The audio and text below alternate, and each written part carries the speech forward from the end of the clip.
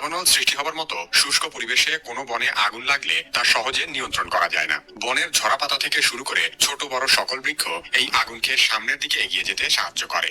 ঘন্টায় প্রায় 20 কিলোমিটার গতিতে চলতে সক্ষম এই আগুন সামনে যা কিছু পায় সবকিছু পুড়িয়ে নিঃশেষ করে দেয়। সে কারণে অধিকাংশ ক্ষেত্রেই দাবানলের আগুন আপন মনে যতক্ষণ খুশি জ্বলতে থাকে। তবে অধিকাংশ সময়ই এই আগুনের সূত্রপাত হয় মানুষের দ্বারা। ইউএস ফরেস্ট সার্ভিসের তথ্য মতে আমেরিকার প্রায় 85% দাবানল মানুষের কারণে হয়ে থাকে।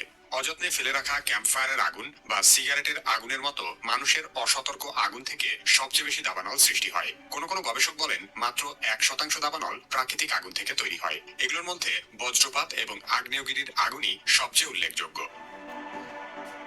সমগ্র আমেরিকার বনাঞ্চলে বিভিন্ন উপায়ে বছরে প্রায় 1 লক্ষ বার আগুন লাগে। এর ফলে প্রতি বছর প্রায় 20 লক্ষ হেক্টর জমি পুড়ে যায়। গত 30 বছরে দক্ষিণ আমেরিকার আমাজন বন, আফ্রিকার কঙ্গোর রেইন ফরেস্ট এলাকা